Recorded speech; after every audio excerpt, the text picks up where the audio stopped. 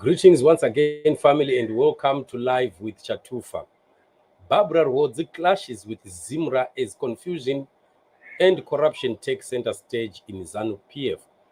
Just yesterday, we were talking about how Zimra is arresting and impounding buses that are of cross-border traders and all buses that are coming out of South Africa into Zimbabwe, with some buses having been detained for up to 3 days, still with the passengers inside.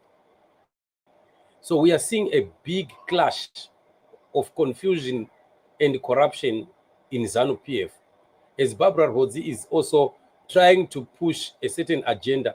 That very agenda is seriously crashing and clashing with what Zimra is doing. Abenigo writes here and says, while Zimra is busy impounding buses from South Africa, full of citizens coming from Christmas holiday, they are detaining them 3 to 4 days just for nothing, but sheer cruelty and stinking jealous. And here, Zimbabwe has launched the Travel and Experience Zimbabwe campaign aimed at attracting visitors from South Africa during the festive season.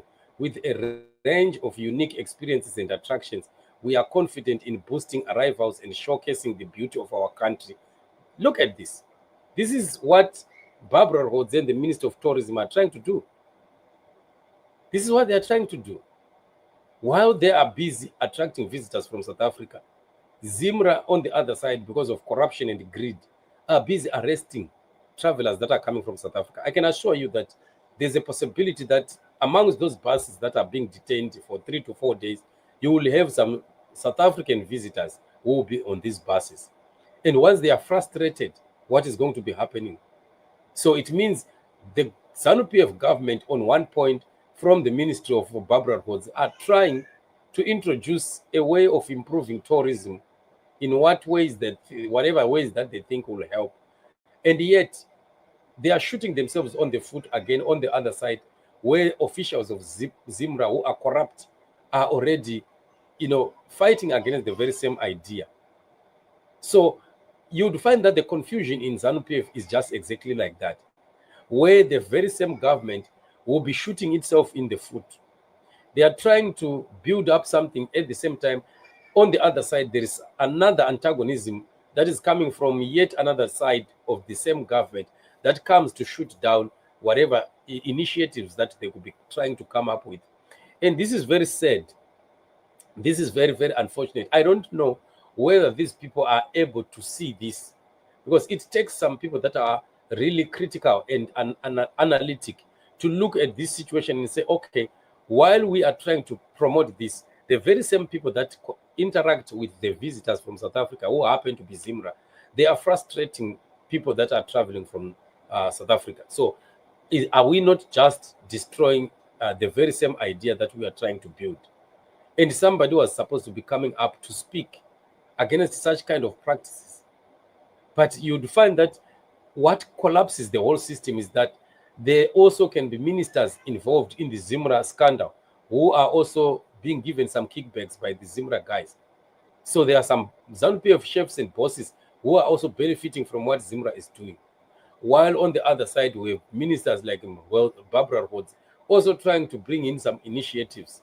And this is the problem with the Mnangagwa government. It's a government of confusion. It's a government of disorder. It's a government of failures. It's a government of people who don't even have a direction of where they are coming from and where they are going. I'm telling you, somebody is supposed to be looking at this thing and being able to observe that what we are doing here, is it going to be working for us at the end of the day, or it is counterproductive? And that is the problem. So this is what it is, family. It's very, very unfortunate. And it's a thing that continues to happen in our country, especially when we look at the many initiatives that some few individuals in Mnangagwa's government may want to come up with. But you'd find that there is always another system again, or another setup somewhere that fights against the very same initiative, and they don't get anywhere. So it's because this government is divided. It's a government that is split into very, very small pieces, with each piece wanting to report directly to Mnangagwa themselves without consultation with the other. So Mnangagwa has divided the government, has divided ZANU-PF, He has divided the security sector. He has divided all organs of government because he wants to be in control. So he's using divide and rule. He wants to divide and make sure that each individual wants to impress him, wants to report directly to him. And in the process, they don't discuss their initiatives and their plans amongst themselves, so as to be able to see that there are some things that are counterproductive, that are pulling down and pushing down to some other initiatives that other people are coming up with. And this is what it is. It is unfortunate. So this government must wake up. This government of Mnangagwa must smell the coffee. This government of Mnangagwa must begin to take the work of governing Zimbabwe as a nation seriously. Where do we ever get to if we have a government that does not even see how much it is stifling its own efforts to make any kind of progress? And that is the scenario.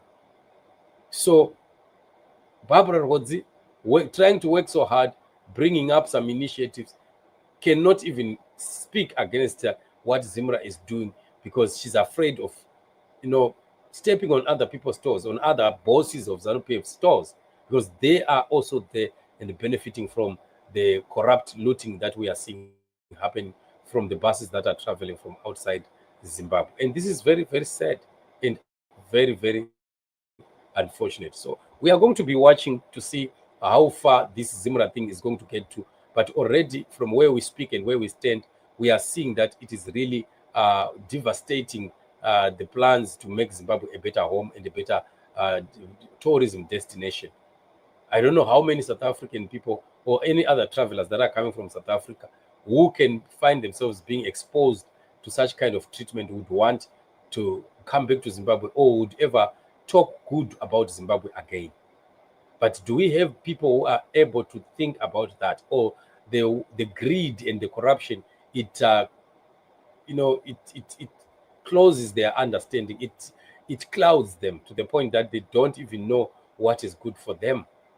They think that they are in charge, they are in control, they can do what they want, but yet many, many things they are just destroying for themselves. And at the end of the day, they point at the citizens. They blame citizens, they blame sanctions, they blame Nelson Chamisa, they blame this whenever their systems don't work, all because they are not willing to look into the truth and to solve problems before problems get out of hand. So this is what it is, family. Thank you so much for joining me on the show. Yet another show that is still coming. Remain blessed till we meet again in the upcoming show. Shalom.